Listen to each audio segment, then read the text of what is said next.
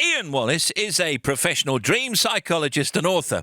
He's analysed tens of thousands of dreams during his long career and regularly appears on television, radio shows in the UK and around the world. Ian says that exploring our dreams is the most powerful way to understand what we want out of life and how we can achieve it. And Ian was just telling us before coming on the air that his book, his dreams book, is now in how many countries? In 13 different languages. Oh, my goodness. That's incredible. So first up, how are you? I'm very good, thanks, Stephen. How are you? I'm good. And Janie's here today. Yes, how are you, Janie? I'm very well, thank you. Thank you. Let's go to Diane Cooper. Hello, Ian, says Diane. I have a recurring dream which occurs just as I'm drifting off to sleep. I dream that I've forgotten to take my medication. It's so vivid that I get up and go to the bathroom cabinet to find it. I then realise there is no medication that I should have taken. The intensity of it makes me feel anxious. And interestingly, my sister, who lives in the USA, has the exact same recurring dream. Wow. Can that be possible? Yes, it can. And as we know, and as our listeners know, we don't work with dreams in a literal way. We work with them imaginally, and it's what the symbols mean. So what medication symbolises is some information or insights that we have to digest or assimilate to remedy a potentially unhealthy situation in waking life. And it's the ability to follow some prescribed process to resolve this unhealthy situation. And what's the explanation that also her sister has exactly the same dream? Usually with siblings or maybe other family members who have gone through the same formative experiences in childhood can have the same behavioural patterns and emotional experiences, so they have the same dream. And it's very common amongst people who have had some big, intense emotional experience as children, and then they have the same recurring dream throughout their life. OK, Janie's going to get the next call, so I think it's going to be Mary, Janie. Yeah, absolutely. Mary Williams in Powers. Mary, you've had a dream about looking up at the sky, either daytime or nighttime, lots of clouds. Tell us a bit more about that, Mary. It can happen any time of day or night, and it's not necessarily in the same place. I could be skiing down a mountain or standing by the seaside or even in a field next to my childhood home, and there's lots of clouds, quite low, and then they disappear, and above them is all the aircraft teeming. That the sky is full of all these things that are moving about. And then sometimes I'll have like an air display or aeroplanes Wow. flying low. But it's nothing bad ever happens. I just see all these aircraft, but it just leaves me feeling really unsettled and scared. Hey, Mary, I have this dream as well. And it's a really powerful dream to have, so I'll just share it with you, Mary. So the sky symbolises the realm of thoughts and ideas where you can open up to higher levels of awareness, so you can explore those thoughts and ideas. And clouds, Mary, those represent some situation that's been clouding your awareness or perhaps in your judgment. And aircraft represent your power to direct your thinking, so you can use it to transport yourself to a clearer understanding. So these hundreds and hundreds of aircraft reflect lots and lots of ideas that might seem a little bit overwhelming, but you've got the opportunity to put those ideas into practical action. So the action, Mary, is to pick out one idea that you'd really like to progress with and see what steps you can do to make it a reality. It's about you. It is. It's always about me. At least the aircrew weren't on strike and you got out on time. Yeah, exactly. Yeah. Thank you very much, Mary. Thanks, Steve. Thank Okay, you. bye.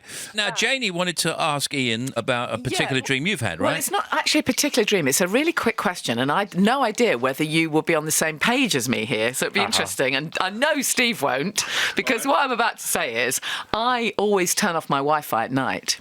And if I forget, or if I'm somewhere where there's strong Wi-Fi, I don't have imaginative dreams like I would normally have, you know, about odd things and all sorts of stuff. I have really frustrating real-life scenarios. Like, for example, I'm going through a contract or picking out something exhausting. So I wake up feeling totally exhausted, as if I've been in a business meeting or had to do a load of picky, difficult stuff. And yet, of course, I haven't resolved anything at all. It's all just a mess. You know he doesn't work for Apple. Yes, this is not the Genius Bar. Is it my imagination? It's or just could I your be right? imagination, Janie. So what happens is that Wi-Fi, that particular frequency range, has no effect on the human brain. But what it may be is, particularly if you're travelling around where you can't turn the Wi-Fi off, you might be a little not bit being in stressed, a little bit control. tense. Or if you forget to turn it off at night, it maybe means during the day you've been a little bit tense. So that it's probably more to do with that rather than you being some sort of psychic And perceiver. so, but if you're tense, then you're going to have that not quite as deep sleep and not get to the imaginative stuff. Is that kind of what you're saying? One of the main functions of dreaming is to resolve emotional tension. Yeah. So if you're frustrated, those are the tensions that you want to deal with first. And that's part of REM, isn't it?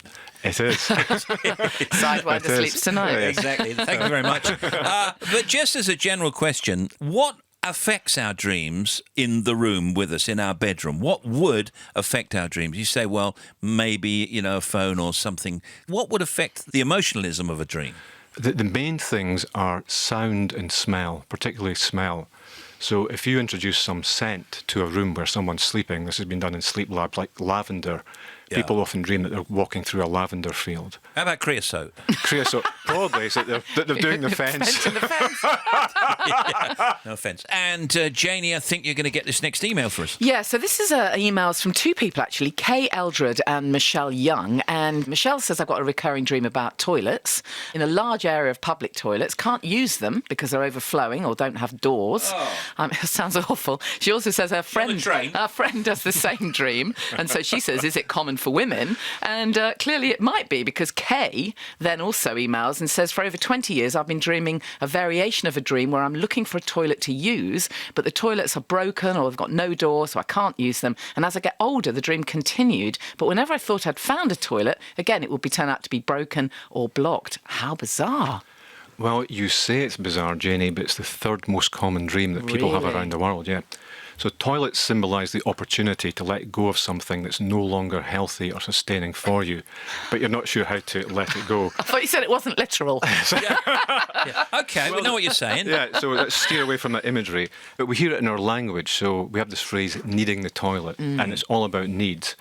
And people have this dream, particularly women, because they don't want to appear needy, and they always put the needs of other people before their own. And they're a little bit afraid, a little bit anxious. If they express their needs, it will get a bit messy, it will get a bit emotionally messy, and they'll feel guilty. So the missing doors, the missing walls, the messiness is all about being able to set boundaries. And there's a very easy way to do that. It's just to use the word no. If you're uncomfortable with something, when someone is asking you to do something, just say no and maintain that healthy boundary. Ian Wallace is here. He analyses your dreams for you, and we can go to another caller. Naomi, how are you? I'm lovely, thank you. How are you? Yeah, very good, thank you. And whereabouts are you? I'm in Darlington. Oh, excellent. You've had a very strange dream, or I think it was a few nights ago, wasn't it? Yeah, it was a few nights ago. Right, and where did you find yourself? Some remote location. Do you know where? It was what I imagine like Lake District on top of a hill. Right. And what happened in the dream? I was on top of this hill. I was with my mum and my sister. And I got this overwhelming feeling of panic because I realised that my wedding was the next day. Oh, your wedding? Yeah, the actual wedding was the and next day. Have you recently got married or planning on getting married in real life or not? No, I'm not even engaged, so it was right. completely random. Okay. So I thought, right, I need a dress, I need a venue. I didn't have either. And we looked at the bottom of the hill, and it looked to be like a castle. So I was like, oh, let's go down there. Maybe they've got wedding dresses, or maybe it's a good venue to have the wedding in. So as we got down to the castle, we went inside, and it was just completely pitch black. And you know when you go to like a fun fair, and there's like a horror house or a terror house, and things pop out at you. It was like that, and we were walking through, and then this monster just jumped out of the wall and grabbed my mum, and then pulled her into the wall, and me and my sister were trying to save her. Oh, my goodness. Oh, that's... Yeah, it was completely random. It was just crazy. That's very troubling, though. I mean, we should say this is only a dream. If you've just switched on, this is just a dream. So what's all that about? That's quite complicated. Hey, Naomi, I think you could sell this as a script to Stephen Moffat, probably. yeah, probably. Because this is exactly the sort of monster he would create. So what it's all about, Naomi, is marriage symbolises some decision or commitment that you're making in waking life, and it's probably maybe something professionally or something to do with your career. And it suggests that you're trying to marry two quite different aspects of your life together, and you have to walk a fine line to balance those commitments. The wedding dress represents your individual authority to make that commitment. And the castle or the horror house represents some memories or experiences from a prior commitment that you've made. And your mum symbolises that you might feel that you'll lose a valuable part of your identity if you make this commitment. So you have to be careful about how you do that so you can reclaim your identity and just be the person who you want to be. Okay, that does make quite a lot of sense, actually. Phew, thank goodness for that. Thank you so much for being on. Really appreciate it. Thank you. Thanks Okay, for Naomi. that. Thank you. Thank you, Naomi. Okay, bye. Ian, I always dream that I'm pulling something like stringy glue out of my mouth.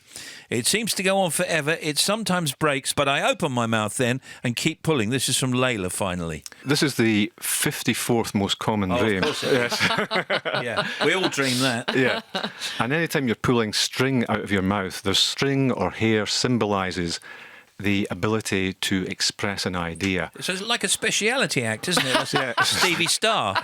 Yeah, so instead of handkerchiefs or ribbons that you're pulling. No. Yeah. So what's happening with it is that instead of stringing something out, it's usually some story that you tell about yourself or about other people. Instead of stringing it out all the time, you just need to speak up and say what's on your mind and get it out of the way. As ever, absolutely brilliant. Thank you to our callers and our emailers. We were overwhelmed as usual. Ian Wallace will return in a few weeks' time. Top dream expert. Thank you very much, Ian. Thank you, Steve, and thank you, Janie. you. Thank you.